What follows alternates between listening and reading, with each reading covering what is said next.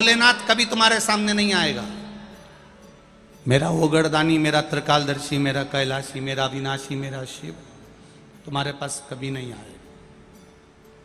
पर किसी ना किसी रूप में, किसी ना किसी के रूप में, कोई ना कोई के रूप में वो तुम्हारे पास आकर खड़ा हो जाएगा।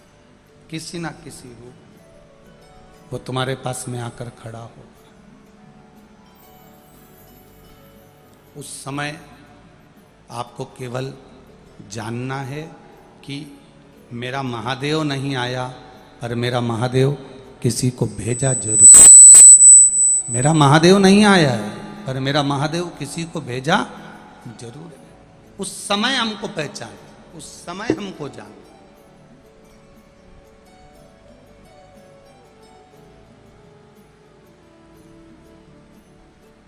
आप इतने सारी संख्या में आए हो, लाखों की संख्या में आप लोग यहाँ पहुंचे हो। आपके स्मरण में होगा, घर पर 10 मिनट बैठकर देखना और 10 मिनट किसी शिवालय में जहाँ शंकर का शिवलिंग हो, जहाँ शिव जी की आराधना होती हो, जहाँ शंकर भगवान विराजमान हो, वहाँ उस शिवालय में 10 मिनट बैठकर देखना। दुनिया की शीतलता, दुनिया की शांति, दुनिया का सबसे बड़ा सुकून कहीं मिले ना मिले, पर किसी शिवालय में जहाँ शंकर भगवान का शिवलिंग विराजमान है, उस शिवालय में थोड़ी देर जाकर बैठना। दुनिया की सबसे बड़ी शीतलता।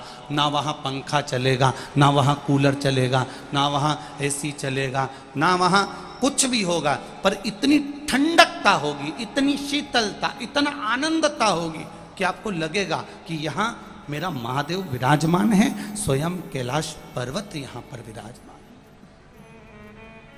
स्वयं कैलाश पर।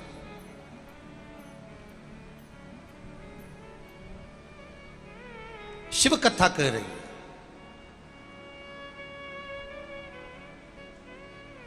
जन्म देने वाला वो, मारने वाला वो, बचाने वाला वो। जैसे दधीची ऋषि की अस्थियों को लेकर चले गए देवता, और दधीची ऋषि ने अपने तन को भस्म कर लिया, और उनकी धर्म पत्नी सुवाच को मालूम पड़ा कि मेरा पति चले गया और मैं गर्भ से हूं, मेरे गर्भ में संतान है, और ये गर्भित संतान मैं क्यों जन्म दूं अब इस संतान को? इस संतान को जन्म देने से मुझे लाभ क्या है? इस संतान को जन्म देने से मुझे फायदा क्या है? जब मेरा पति चले गया तो इस संतान को मैं क्यों जन्म दूं? किस लिए जन्म दूं? विचार करा। पीपल के वृक्ष के नीचे 2 पत्थर उठाकर सुवार्च ने अपने गर्भ पर मारना प्रारंभ करा। जब गर्भ पर अपने पत्थर से प्रहार करने लगी तो देवाधिदेव महादेव वहां प्रकट हो गए। क्या कर रही हो सुवार्च? क्या कर रही हो? अपने गर्भ को समाप्त कर रही हो? सुवार्च कहती है कि मेरा पति चले गया, पति गया, अब मैं इस गर्भ को रखकर करूंगी भी क्या, क्योंकि पति ही नहीं है। पति नहीं तो इस गर्भ का मैं क्या करूंगी? मेरी संतान का मैं क्या करूंगी? सुवार्च, ये अच्छी बात नहीं, ये श्रेष्ठता नहीं है। गर्भित नारी के गर्भ में जो बच्चा है उसको पूर्ण तरह से जन्म देना एक नारी का कर्तव्य है। मेरा पति चले गया तो मैं क्या करूंगी जन्म देकर? सुवार्च ने शंकर भगवान के सामने फिर पत्थर उठाया, उठाकर फिर मारने लगी। शिव जी ने कहा, रुक सुवार्च, ये क्या कर रही है तू?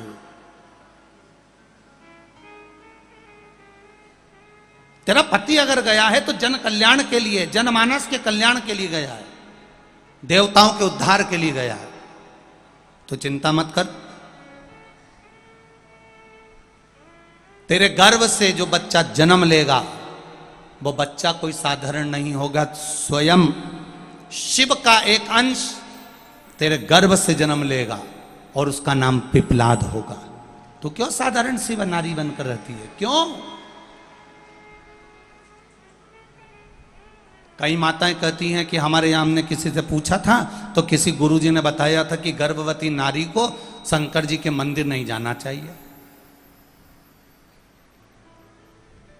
फिर कोई माता जी ने लिख कर भेजा कि कोई हमने किसी के मुंह से सुना था कि जिसका गर्भ ठेर जाता है, गर्भवती नारी को शंकर जी के मंदिर नहीं जाना चाहिए, शिव जी पे जल नहीं चढ़ाना चाहिए, शंकर जी की पूजन नहीं करना चाहिए, शिवलिंग का स्पर्श नहीं करना चाहिए। पहले तो जिसने तुमको बताया कि गर्भवती नारी शंकर के मंदिर नहीं जा सकती, गर्भवती नारी शंकर जी की पूजन नहीं कर सकती, गर्भवती नारी शंकर जी को जल नहीं चढ़ा सकती, गर्भवती नारी शिव जी का भजन नहीं कर सकती, ये कौन सी पुराण में लिखा है? कौन सी पुराण में लिखा है? कौन से शास्त्र में लिखा है कि गर्भवती नारी को शिव जी का भजन नहीं करना चाहिए? यहां शिव महापुराण की कथा कर रही है, पिपलाद की कथा कर रही है कि पिपलाद की मां सुबार्च गर्भ से है और गर्भ को नष्ट कर रही है, तो देवादिदेव महादेव आकर बचा रहे हैं और शंकर जी कर रहे हैं। तो चिंता मत कर सुबार्च, तेरे गर्भ में जो संतान है वो शंकर का ही एक अंश रहेगा और उसका नाम पिपलाद होगा। शिव जी ने वचन दे दिया, जो नारी गर्भ अवस्था के समय पर भी मेरा दर्शन करती है, जो नारी गर्भ अवस्था के समय पर भी शिव की आराधना करती है, उसके गर्भ से जो संतान पैदा होती है वो कभी विकलांग पैदा नहीं होती, वो संपूर्ण पैदा होती है। ये शिव आराधना का फल है।